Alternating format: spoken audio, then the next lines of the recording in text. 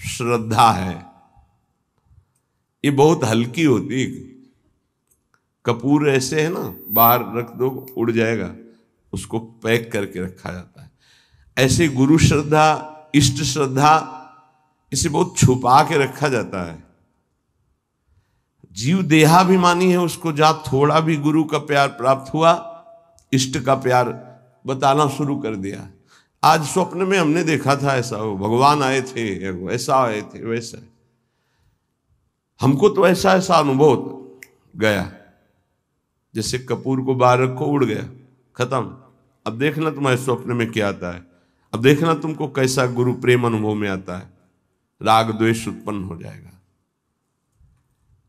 श्रद्धा ही भक्ति का आधार है। अपने आराध्य देव की श्रद्धा को गुप्त रखा जाता है। जितना गुप्त रखोगे उतना बढ़ेगी, जितना प्रकाशित कर दोगे उतनी खत्म हो जाएगी। ये बिल्कुल गांठ बांध लो इस। आराध्य देव गुरुदेव संबंधी प्रीति को प्रकाशित नहीं किया जाता, उसको छुपाया जाता है। आपको गुरुदेव बहुत प्यार करते हैं ऐसा लगता है, ये तो आपकी पावन दृष्टि है, मैं अधम उनके लायक कहाँ हूं। हाँ, इतना जरूर है कि उनके सिवा कोई है नहीं हमारा।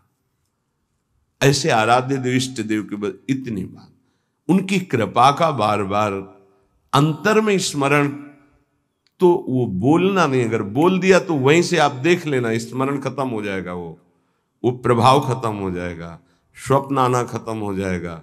आपकी जागृत अवस्था में वो चिंतन वृत्ति नहीं रहेगी, चाहे इष्ट की हो या गुरुदेव की। आगे बहुत महिमा की बात कर रहे हैं। श्रद्धा दो प्रकार की होती है, एक जड़ श्रद्धा, एक विचार युक्त श्रद्धा। जड़ श्रद्धा में बहुत जल्दी भगवत प्राप्ति होती है। हमें कुछ पता नहीं संसार क्या है, कुछ पता नहीं स्वरूप क्या है, हमें कुछ नहीं जानना कि ज्ञान मार्ग क्या है, कर्म योग मार्ग क्या है, या अमुक अमुक, मुझे कुछ नहीं जानना। नहीं तो क्या, बस मेरी प्रिया जो, इसे जड़ श्रद्धा कहते हैं। कुछ नहीं जानना हमको, हमारी श्यामा जो, राधा राधा राधा राधा बोले, इनको बहुत जल्दी भगवत प्राप्ति होती है, क्योंकि बहुत विचित्र बुद्धि का विलास है। विद्वता आ जाए तो बहुत खतरा है। ज्यादा जानकारी, ज्यादा विद्वता खतरा है, वो संसार में फंसा देगी। जिसको ये है कि मुझे कोई ज्ञान नहीं, बस मेरी प्रिया जो, मेरी प्रिया जो, बहुत जल्दी भगवत प्राप्ति हो जाएगी। एक होती विचार युक्त, ज्ञान विज्ञान संपन्न विचारवान। ये जो जड़ श्रद्धा वाला है, यदि इसे कुसंग मिल जाए तो बड़ी जल्दी नष्ट भी हो जाएगा। ये ध्यान रखने का विषय है। जड़ श्रद्धा से बहुत जल्दी भगवत प्राप्ति होती है। जड़ श्रद्धा में, ये लो तुम्हारे ठाकुर जी हैं, सिलपिल्ले बाई को पत्थर का टुकड़ा दे दिया, उसी से भगवत साक्षात्कार हो गया। कितने ऐसे महापुरुषों का वहां विचार थोड़ी है कि ये तो पत्थर का टुकड़ा दिया, कोई आकृति नहीं, कोई शालिग्राम नहीं, कोई नर्मदेश्वर नहीं, गुरुजी ने हमको तो फुसला दिया, फुसला दिया। ये जड़ श्रद्धा में विचार नहीं, एक है विचार युक्त श्रद्धा, एक है जड़ श्रद्धा। इससे बहुत जल्दी भगवत प्राप्त। एक संत भगवान को देखा कि वो एक तौलिया, बड़ी तौलिया, उसमें सैकड़ों छेद थे और बहुत पुरानी और मलिन थी कि अगर शायद ऐसे करो तो नुच जाए, वो ऐसे सर पे डाले रहते थे। प्रायः हम उनको उसी में देखते। तो एक दिन कहा, ये तौलिया पुरानी हो गई, नई मंगा दे आपको।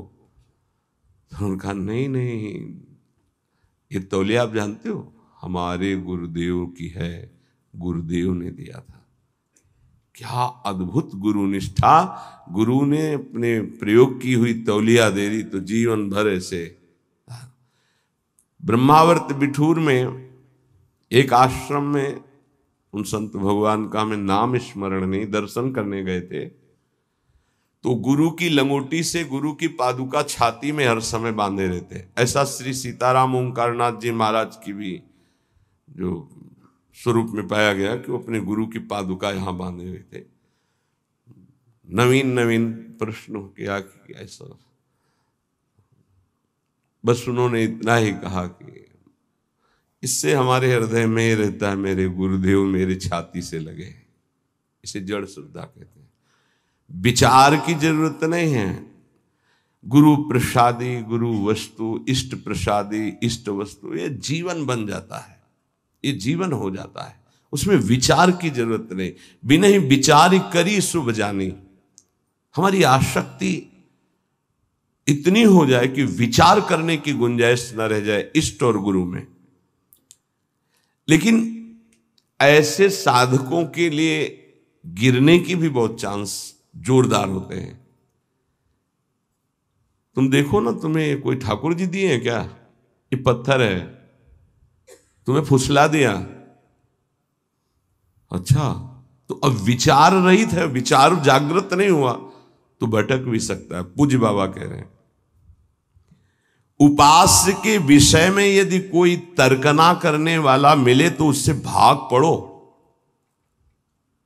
उपास्य देव गुरुदेव के संबंध में यदि कोई तर्कना उपस्थित करे तो ऐसे व्यक्ति से तत्काल दूरी बनाओ, नहीं तो वो आपकी श्रद्धा का अपहरण कर लेगा। यदि उपास्य देव के सेवा सुख की चर्चा, उनकी लीला की चर्चा तो ठीक है, उपास्य देव के विषय में कोई तर्क वाली बात नहीं सुननी है। उपासना में भारी विघ्न पड़ जाता है जब तार्किक पुरुषों का संग जड़ श्रद्धा वाले को हो जाता है। बहुत विचित्र खेल है, बहुत संभलना है, बहुत विवेक की बात है। बिल्कुल संग छोड़ देने, जड़ श्रद्धा में फिर फर्क पड़ जाएगा। विचारवान तो अपने को संभाल लेगा, लेकिन जड़ श्रद्धा वाले में फर्क पड़ जाएगा। और अगर जड़ श्रद्धा पुष्ट हो गई तो भगवत प्राप्ति हो गई। उपासना में जो विघ्न है वो सबसे बड़ा तार्किक पुरुषों का संग है। पूज्य बाबा गुरुदेव के बताए मंत्र, गुरुदेव के दिए उपास्य देव और गुरुदेव की दी हुई साधना में किसी का हस्तक्षेप बर्दाश्त न करे। इस बात को बहुत जोर से पकड़ लीजिए यदि मंगल चाहते हो तो। गुरुदेव के बताए हुए मंत्र, गुरुदेव के दिए हुए इष्ट देव और गुरुदेव की बताई हुई उपासना साधना में कभी भी किसी भी तरह का हस्तक्षेप बर्दाश्त न करें। बहुत को बहते देखा ऐसे प्रवाह में बहते हुए कि वो पकड़ में नहीं आ रहे, चले गए, संसार की दलदल में पुनः फंस गए। कभी भी ऐसे तार्किक पुरुषों का संग न करे जो आपकी उपासना का खंडन कर रहे हो। ये गांठ बांध लीजिए, बहुत हानि हो जाती है, अश्रद्धा हो जाती है। बहुत संभालना है क्योंकि बहुत कोमल श्रद्धा होती है। ये सूक्ष्म विषय सत्संग है, इसको अच्छे से समझना। हमारा भाव बढ़ता चला जाए, तार्किक पुरुषों के द्वारा भाव घट जाता है और यहां तक कि नष्ट भी हो जाता है। जो विचारवान भक्ति वाले होते हैं उनको बहुत विलंब से भगवत प्राप्ति होती है, पर उन विचारवानों को जल्दी कोई भ्रष्ट नहीं कर सकता। ये बात समझना, क्योंकि वो ज्ञान विज्ञान संपन्न है, वो तत्काल हर बात को काटने की क्षमता रखते हैं। पर जड़ श्रद्धा वाला काटने की क्षमता नहीं रखता, वो तो आसक्त होने की क्षमता रखता है। अब उसकी अगर आसक्ति परिपक्व हो गई तो फिर भगवत प्राप्ति। शिल्पिल्ले भाई की जिसे चर्चा में आता है कि उनका ब्याह हुआ तो वो अपने वही जो पत्थर का टुकड़ा उसे ठाकुर जी मानकर गुरुदेव जी ने दिया था, तो वैसे ही सजा कर ऐसे साथ। तो पति ने देखा बार बार, तो वो पति की तरफ देख ही नहीं रही थी जब नया ब्याह हुआ। तो उसने सोचा क्या है इसकी गोद में जो हमारी ओर ये देख ही नहीं पा रही, क्या है? बोले हमारे ठाकुर जी हैं। एक नदी पास में थी,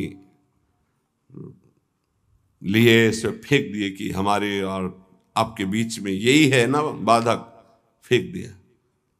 आप तो उसके प्राण व्याकुल हो गए, मेरे प्रभु। ये देखो, जड़ श्रद्धा है पर आसक्ति प्रबल हो गई, श्रद्धा प्रबल आसक्ति में बदल गई। घर ले गए, ना आंख खोलना, ना बात करना, ना पानी पीना, ना भोजन पाना। जब बहुत विनय की तो आंख खोल के कहा, मैं अपने प्राण त्याग दूंगी, एक बूंद जल नहीं लूंगी यदि हमारे ठाकुर जी नहीं आए। अब समस्या है, नई बहू है, अगर नहीं तो फिर प्राण त्याग देगी, फिर वापस रहेंगे। तो उनका यदि तुम्हें इतना प्रेम है तो बुलाओ ना अपने ठाकुर जी को। जल में फेंक दिया है, अरे वो पत्थर है, पत्थर का टुकड़ा है, कोई भगवान नहीं, तुमको ऐसे केवल बहकाया गया है, तुम्हारे गुरु ने तुमको बहकाया, कोई भगवान नहीं है वो। तो उन्होंने कहा ऐसा नहीं, आप एक शब्द ऐसा मत बोलिए। और ऐसे बाह करके जे ही पुकारा तो वही जल से निकल कर ऐसे आए और श्री कृष्ण रूप धारण करके हृदय से लगा लिया। जड़ श्रद्धा, जड़ श्रद्धा का मतलब विचार की गुंजाइश ही नहीं, मेरे प्रभु, मेरे गुरुदेव, बस मेरे सर्वस्व, वहां विचार नहीं। यद्यपि जड़ श्रद्धा सरल भक्त हृदय को भगवान बहुत जल्दी मिलते हैं, जैसे अढ़िया जी का सुनाया था।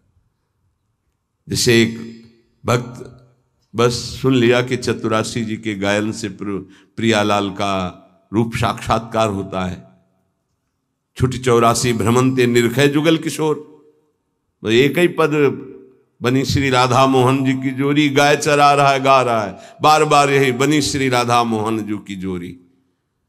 पीछे से नूपुरों की धुनी आई तो मुड़ के देखा ते गौर श्याम जोरी पीछे पीछे चल रही। जैसे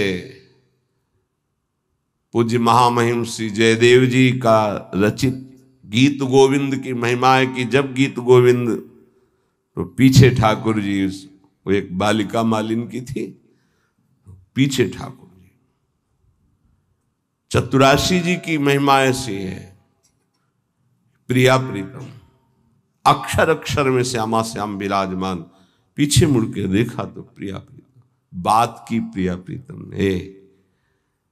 मदन टेर पे लता भवन में हरिवंश चंद्र जो मेरी सेवा में रहते, उनको बोल दो जाकर भूख लगी है, कढ़ी ये बनाकर भोग लावे। वो आकर महापुरुष से बोले कि जुगल जोरी सरकार ने ऐसा ऐसा, तुम्हें कैसे मिले? बोले पद गा रहा था, बनी श्री राधा मोहन जो की जोरी, इंद्र नीलमणि श्याम मनोहर, सात कुंभ तन गोरी, पीछे देखा नूपुरों की झनकार तो प्रिया प्रीतम। महाप्रभु तो कैसे हमारे करुणामयी जोरी की एक चरवाहे को, जो मुनि मन ध्यान धरत नहीं पावत, बहुत सरल भक्त को बहुत जल्दी भगवत प्राप्ति हो जाती, बहुत जल्दी हो जाती है, बस उसका कुसंग ना होने पावे, जब तक प्रबल आसक्ति ना हो जाए। सरल भक्त को इन विचारवान तार्किक जनों का संग नहीं करना चाहिए, इससे उनकी श्रद्धा में शिथिलता आ जाएगी, अनुभव शून्य हृदय होने लगेगा, कृपा जो हुई है उसका भी अनुभव नहीं होगा। बहुत बचो संग से। इसीलिए कहते हैं कि अपनी दिनचर्या करो, कमरे में घुस के बैठ जाओ, नाम जप करो, पढ़े रहो, मिलो मत किसी से। ये जो कह रहे हैं इसका मतलब समझो, बाहरी हवा लगेगी, आंतरिक निष्ठा में फर्क पड़ जाएगा। विचारवान अगर साधक है, श्रद्धावान है, तो उस पर कोई फर्क नहीं पड़ता। जैसे विचारवान साधकों से बहुत तर्क किया जाता है, हे शास्त्र, वो शास्त्र, वो शास्त्र की बातें, दौड़ा दौड़ा के उनको वहीं खड़ा कर दिया जाता है। आखिरकार रस का स्वरूप क्या है वो अपने आप, पर ये सब बुद्धि की दौड़ भाग है। विश्राम मिलेगा सरल भाव से। संत सरल चित जगत हित जान स्वभाव सने। भागते भागते जब थक जाता है तब भगवान की शरण में आता है। आना तो पड़ेगा ही, हरि शरणम सनकादि बोलते हैं तो औरों की बात क्या। विरोधी संग पतन, उपासक सावधान, ये प्रेम का मार्ग है।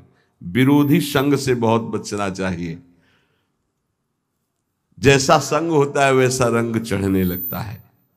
ये 9 स्वरूप हैं, जो ये 9 हैं तो आप पूर्ण शरणागत हो गए।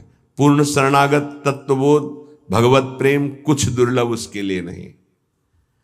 पहला है दीनता, अत्यंत दैन्य स्वभाव होना चाहिए। दूसरा है निष्कपटता, वाणी से कुछ और बोल रहे हैं, हृदय में कुछ और है, आचरण कुछ और है। ऐसा शरणागत का स्वभाव नहीं होता। जो मन में वही वाणी में वही चेष्टा में, इसे निष्कपट व्यवहार कहते हैं।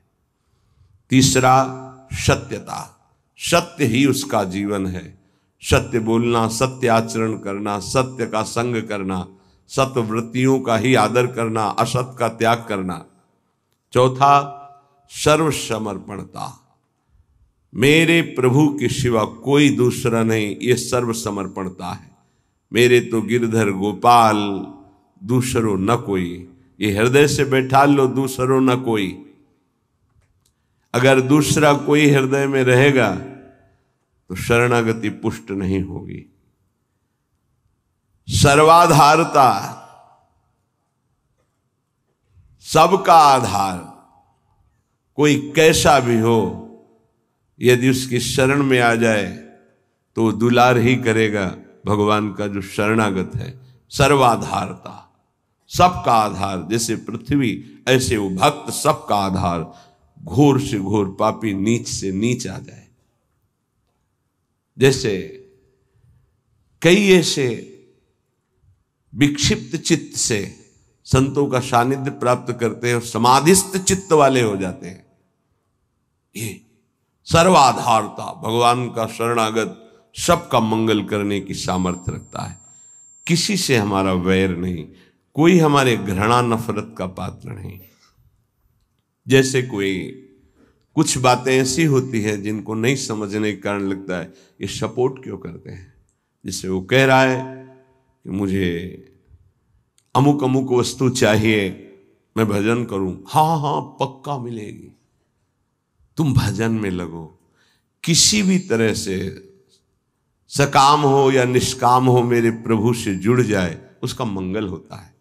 श्री सुखदेव जी परीक्षित जी से कहते हैं, काम, स्नेह, क्रोध, लोभ, किसी भी तरह से द्वेष, वैर, कैसे भी मेरे प्रभु से जुड़ जाए। वृत्तियां सच्चिदानंद से जुड़ती, इसलिए सच्चिदानंद की प्राप्ति उसकी हो जाती है। ये बड़ा सूक्ष्म विषय, बाहरी व्यवहारिक नहीं समझ। सर्वाधारता, कोई भी किसी भी भाव से आए, उसका आधार भक्त होता है। चिंता मत करो, भगवान बड़े कृपालु हैं, बहुत जल्दी परम मंगल हो जाएगा। सकामता से अगर प्रभु के चरणों में गए तो निष्कामता आने में देर नहीं लगेगी। अगर निष्कामता सत्संग से प्राप्त हो गई तो भगवत साक्षात्कार के लिए अब ज्यादा समय नहीं रह गया। निष्कामता में भगवत साक्षात्कार होता है।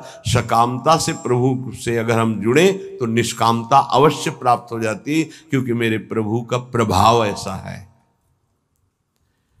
इष्ट देव का पूर्ण विश्वास, छठवां। सातवां सर्वा आराध्यता, अपने आराध्य देव में इतना तन्मय है कि सब उसकी आराधना करते हैं। ये शरणागत का लक्षण है, सब उसे प्यार करने लगते हैं। सर्वा आराध्यता, ये सद्गुण प्रकाशित होता है। जैसे सर्वाधारता, सबका आधार, ऐसे सर्वा आराध्यता, उसके ऐसे सद्गुण प्रकाशित होते हैं। उसका ऐसा प्रभाव स्वभाव कि सब उसकी आराधना करते हैं। आठवां इष्टानन्यता, एक भरोसो, एक बल, एक आस विश्वास।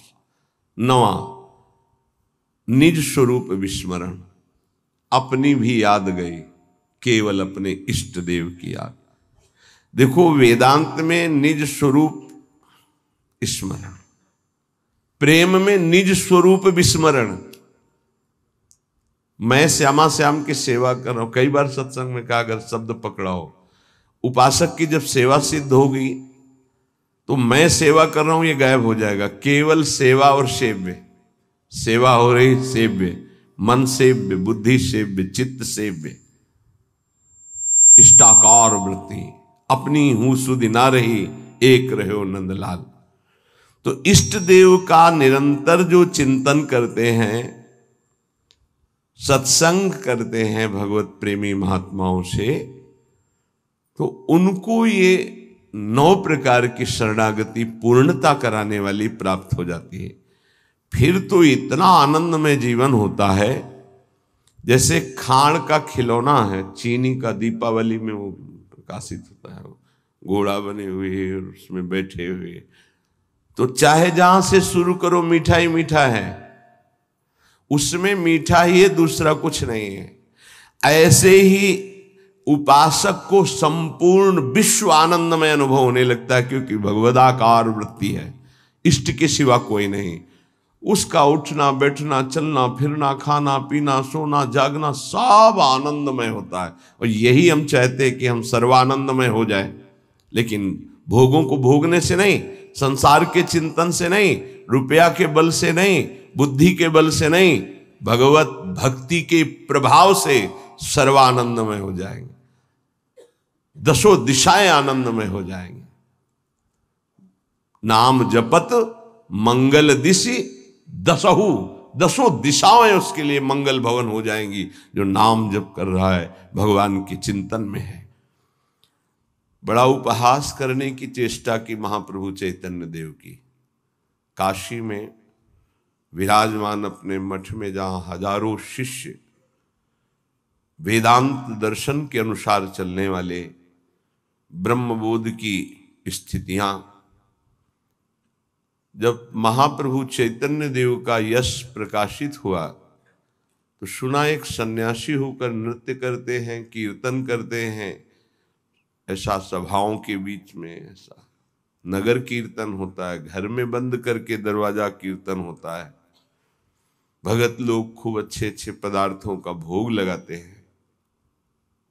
बड़ा उपहास का भाव उनके अंदर आया, सन्यासी होकर ये नाचते हैं गाते हैं, ऐसा इनको तो एकांत में बैठ करके समाज चिंतन शून्य होकर आत्मस्वरूप में स्थित होना चाहिए। ये व्यवहार, ये तो प्रारंभिक भक्ति के साधकों का होता है, ऐसा नहीं होना चाहिए। जो प्रेम की महिमा नहीं जानते हो, चाहे जितने बड़े ज्ञानी हो, उनकी भाषा बदल जाएगी। प्रेम एक अलौकिक दिव्य भगवत तत्व को भी अधीन करने वाली सामर्थ्य का नाम है। जहां भगवान की भगवत्ता का विस्मरण कर दे, जीव के जीवत्व का विस्मरण कर दे। अभी आम ब्रह्माष्टमी की सिद्धि वाले कैसे जाने? इन्होंने लिखा एक पत्र में महाप्रभु को कि जो कबूतर है वो कंकड़ चुनता है, बाजरा आदि चुनता है, इतना उसके अंदर विकार होता है। अच्छे अच्छे पदार्थ पाने वाला क्या निर्विकार हो सकता है? क्या ये संन्यास धर्म है? ऐसे कई बातें हैं। महाप्रभु के पास एक से एक सार्वभौम विद्वान विराजमान, भट्टाचार्य एक से एक विद्वान। कैसा सन्यासी, कैसे कैसे शब्दों का प्रयोग कर रहा है। संस्कृत में सार्वभौम भट्टाचार्य जी ने श्लोक लिखा कि तुम्हें यह ज्ञान है, आंतरिक स्थिति से तो मैं उत्तर नहीं दे रहा हूं, केवल बाहरी बात बता रहा हूं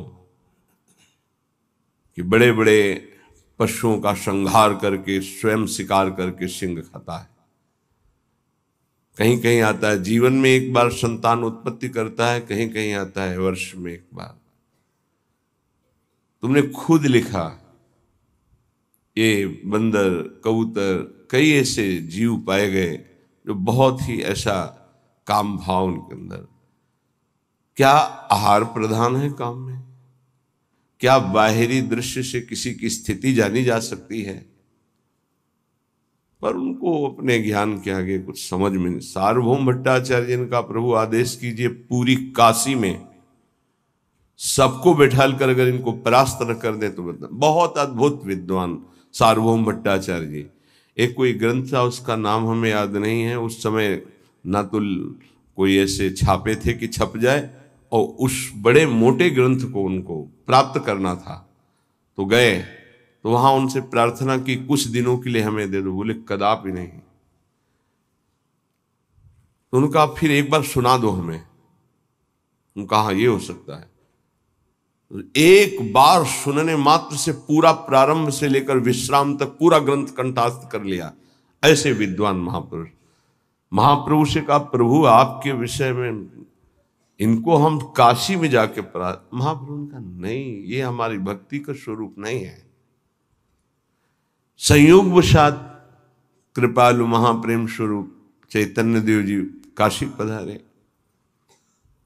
अब एक भगत जो प्रबोधानंद जी से भी परिचय रखता था और महाप्रभु की सेवा में भी, वो नजदीक गया और कहा कि प्रभु पधारे हैं, चैतन्य देव आप कृपा करके मिल ले। वो इसलिए मिलाना चाहते थे कि बहुत अच्छे संत हैं, पर इनके मन में ऐसी भावना वेदांत को लेकर जो आई है, तो ये समझें कि वेदांत ही सर्वस्व नहीं, वेदांत के ऊपर भी कोई रस है जिसका नाम प्रेम है। उन्होंने कहा मुझे किसी से मिलने की आवश्यकता नहीं, मना कर दिया। श्रीपाद प्रबोधानंद, उस समय प्रकाशानंद सरस्वती नाम था।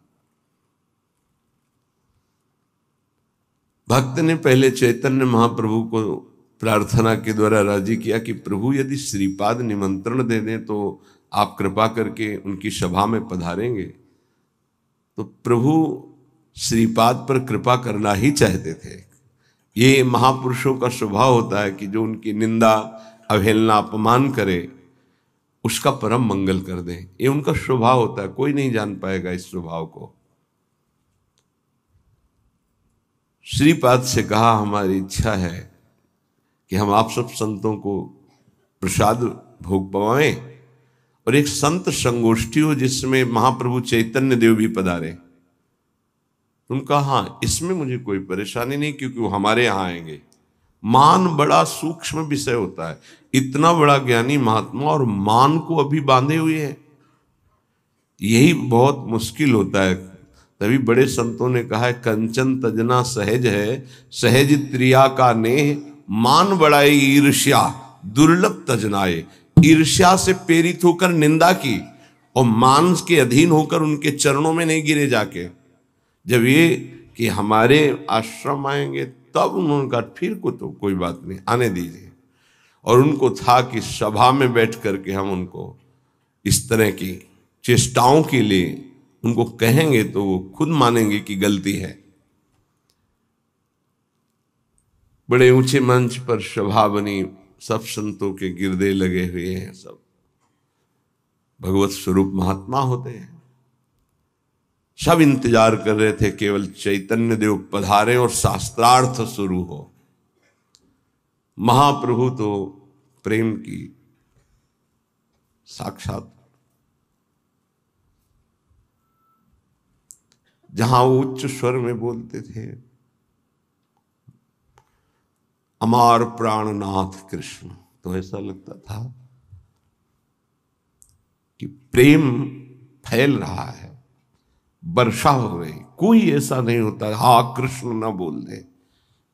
अमार प्राणनाथ कृष्ण, मेरे प्राणनाथ कृष्ण, नाम कीर्तन के बीच में जोर से महाप्रभु बोलते थे।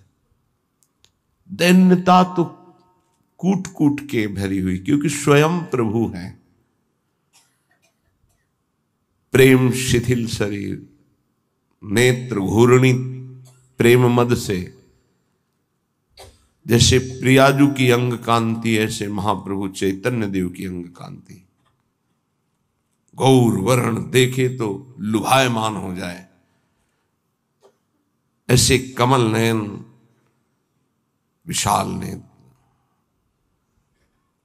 जो ही पधारे तो किसी को कहना नहीं पड़ा कि खड़े हो जाओ। जितने सब थे उनकी रूप माधुरी को देखते ही खड़े हो गए। श्रीपाद फिर भी नहीं, कहा बैठो बैठो, आने दो ना उनको। एक भगवत प्रताप होता है, जैसे रावण की सभा में जब हनुमान जी को बांध के लाया गया तो सब खड़े हो गए आश्चर्यचकित होकर। किसी की हिम्मत नहीं थी कि आसन में बैठा रहे। इतने बड़े महापुरुष राम भक्त पधारे, सब खड़े हो। रावण सबसे बैठ जाओ बैठ जाओ, इसका सम्मान थोड़ी करना है। वो तो असत अविद्याग्रसित, लेकिन ये विद्या के पारंगत विद्वान पर मान का कुछ ऐसा स्वभाव होता है कि वो अपने आगे किसी की नहीं चलने देता। महाप्रभु बैठ गए जहां सबके चरण धोए गए थे, वो उस जगह पर बड़ी शिथिलता है, प्रेम विवशता है। अब तो श्रीपाद के हृदय में जलन हुई कि अरे इतने बड़े महापुरुष जिनका पूरे विश्व में यश फैल रहा है और वो ऐसे दैन्य, लगा धिक्कार है हमारे मान को। उठे और नजदीक गए और बाहु पकड़ी और कहा, स्वामी जी आप यहाँ क्यों बैठ रहे हैं, आप पधारिए ना। तो उनका नहीं प्रभु, आप गुरुजनों के सामने वहां बैठना मेरा उचित नहीं, मैं तो अपने नियत स्थान पर बैठ गया हूं प्रभु, उचित। ये जो दैन्यता का प्रभाव, लुट गए पर चरण नहीं पकड़ पा रहे थे, फिर भी मान रोक रहा था। सभा में जाके बैठे, कई वेदांत की बातें की, तो महाप्रभु हर वेदांत के प्रश्न का उत्तर श्री कृष्ण परख देते और कहा वेदांत सूत्रों की रचना और भाषा प्रकट करने वाले भगवान व्यास देव जी भी सब कुछ करके भी एक अशांति का अनुभव कर रहे थे। बाद में देवर्षि नारद जी की प्रेरणा से जब श्रीमद् भागवत श्री कृष्ण रूप माधुरी लीला माधुरी का गायन किया तो उनको परम विश्राम मिला। वो क्यों नहीं वेदांत में परम शांत हो गए थे, क्यों रचना की? बहुत विशेष चर्चाएं हुई। श्रीपाद प्रभावित तो हुए पर बार बार तर्क उठ रहा था, क्योंकि बहुत बड़े विद्वान थे। महाप्रभु वहां से पधारे, भावावेश में एक दिन काशी के किनारे घाटों में कीर्तन महाप्रभु का, और ये भी विश्वनाथ जी के दर्शन करने के लिए जा रहे। जे ही देखा अश्रुओं की धार रोमांच, और वो कृष्ण नाम की माधुरी छाई हुई थी काशी में। अब लगा कि हे अब नहीं, अब मान का बोझा मैं नहीं ढो सकता। गए, दंड रख दिया चरणों में, साष्टांग लौट गए, प्रभु अब नहीं। बहुत रोका अपने को, इस मान ने मुझे बहुत दुख दिया, और इसी मान ने आपको उपहासास्पद वचन कहे, प्रभु अब इस अधम को स्वीकार कर लीजिए। महाप्रभु श्री भावावेश में उठाए और कहा प्रकाश तो हो चुका है पर प्रबोध नहीं हुआ। आज से तुम्हारा नाम प्रकाशानंद नहीं प्रबोधानंद होगा, और श्री कृष्ण की अपार कृपा तुम्हारे ऊपर। जाओ श्री वृंदावन धाम की रज का सेवन करो, प्रियाजू की विशेष कृपा तुम पर हुई।